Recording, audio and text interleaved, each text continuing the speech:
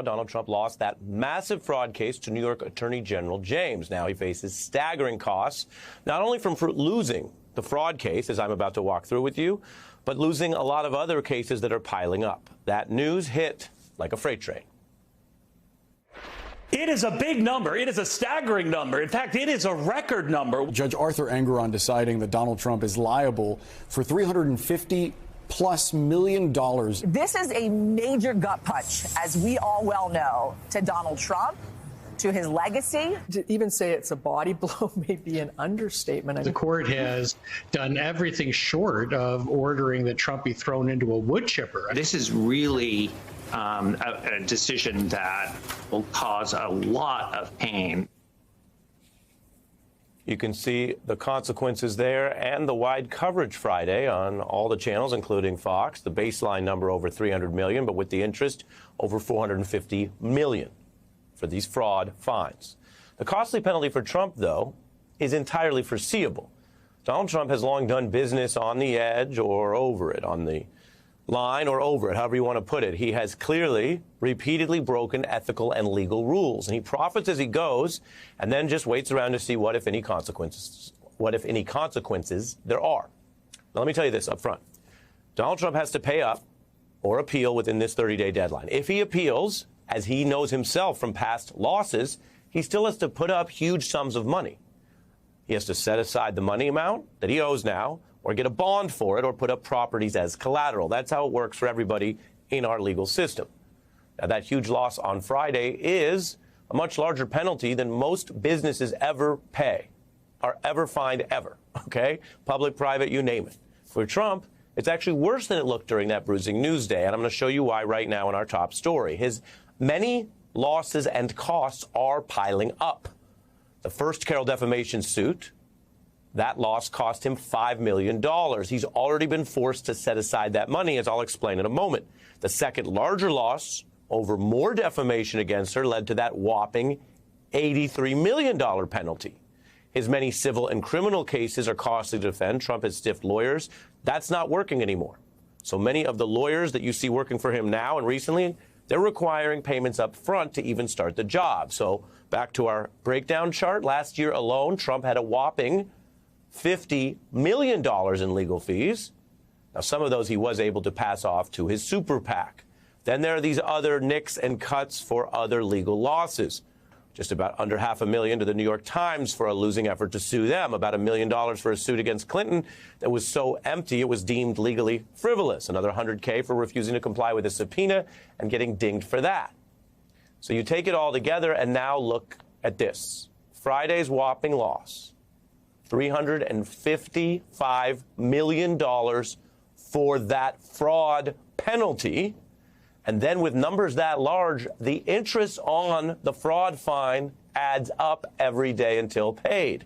So that animates up. You see, this is a lot. This is a lot of colors and a lot of costs to another $100 million in fraud interest payments. Together, the recent losses hit $600 million.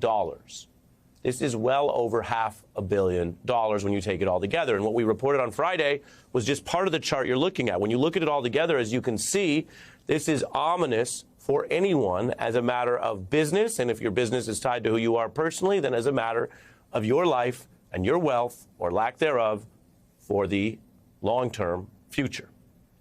Now, even though that's a lot of money, you might have heard people, even non-MAGA people, kind of try to minimize some of this. Maybe you've heard this over the weekend as people react to the news. Some people suggest maybe he won't have to pay for it all, or it's not that much to Donald Trump.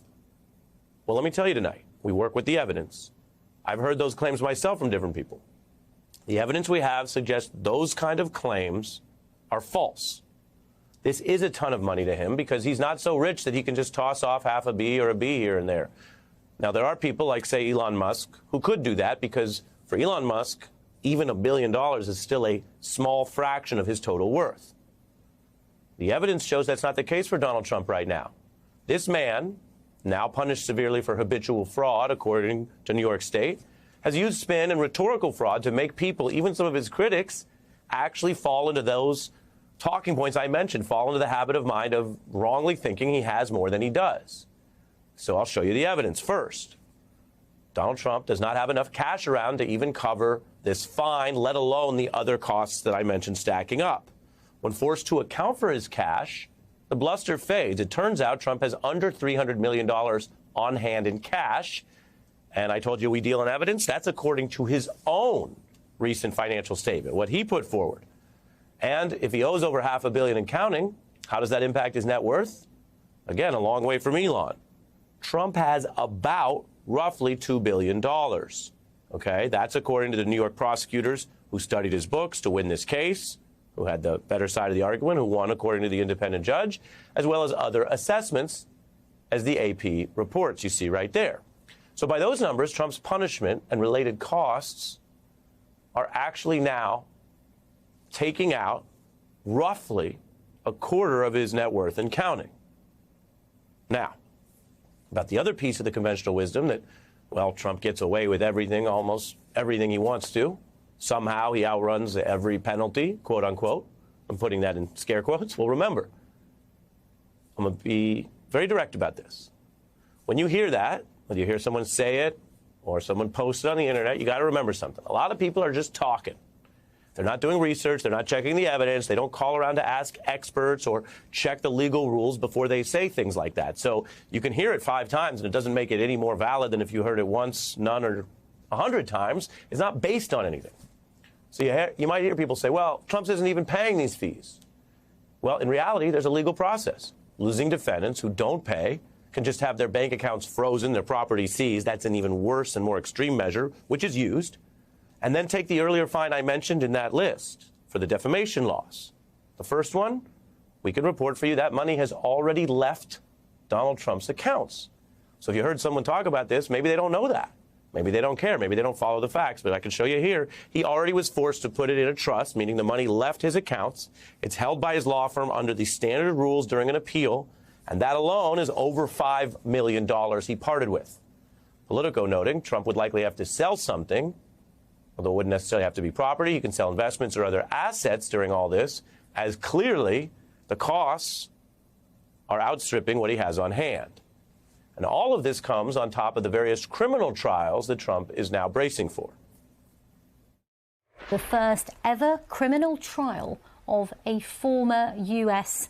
president. A New York judge deciding Trump's hush money payment trial will go ahead as scheduled. The judge in this case has signed off on March 25th. Trump's co-defendants in the Georgia election conspiracy case are trying to get Fulton County DA Fani Willis thrown off this case. Fani Willis not mincing words on the witness stand. Jack Smith has asked the Supreme Court to reject Donald Trump's effort to delay his criminal trial. In terms of when we'll hear from the Supreme Court, the answer to that is any time.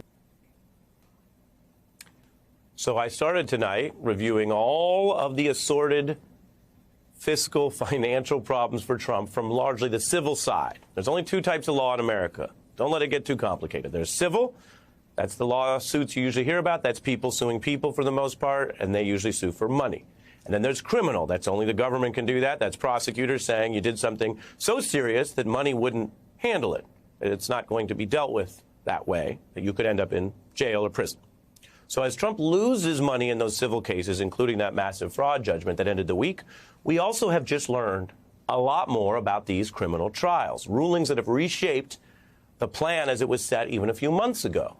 So we've drawn this up for you before. With the fraud trial ending Friday, we have now insight into what's left. That trial's now over as of Friday. Now, many had expected those federal trials to go first. The New York DA even said he'd wait and schedule around them. But I can tell you, again, following how this is actually going, not predictions, we now know, based on just what's happened in the last week or so, that Trump's first criminal trial will be the New York hush money case. And it starts next month on the 25th. It's the only criminal trial that is now confirmed to definitely begin before the election.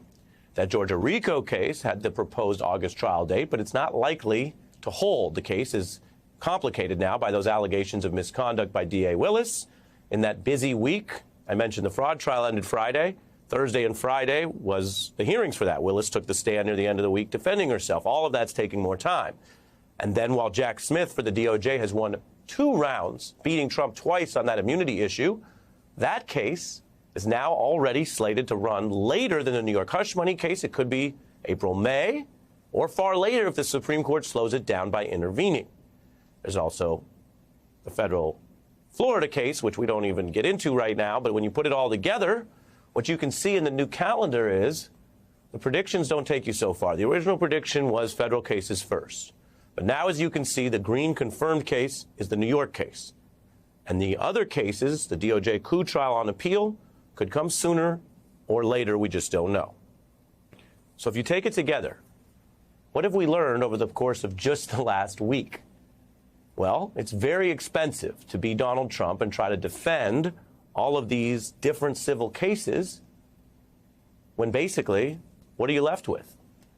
About a quarter of your net worth going out the door and a lot of cases left. And if we move off this calendar, I showed you that just for the criminal trials. But if we move off the calendar, what we're seeing writ large is a much more serious set of tangible and measurable pieces of accountability. The money is one piece, the legal costs are another, and the criminal trials are another. And so I do the news. I hear from people. I've heard from a lot of people saying, why does this take so long? Why aren't the consequences more serious? And I get the question. But we are reaching a point where when you follow the evidence, what's actually happening is something looking like not the reverse, but going the other direction of that. The fees are piling up. It's affecting the bottom line. He's barred from doing business in New York for a while, as are his children. He has several criminal trials that he faces. One is now scheduled. The other could still also happen before November. This is not a movie. This is not a novel. This is not some neat and easy narrative that has to be resolved a certain way. And he is, in those criminal cases, still presumed innocent unless the government carries its burden of proof. But the accountability in measurable and costly ways is coming down the pike. And we start this week with a heck of a lot more information about how that's going to work than how we started last week. That's forward motion for the legal system.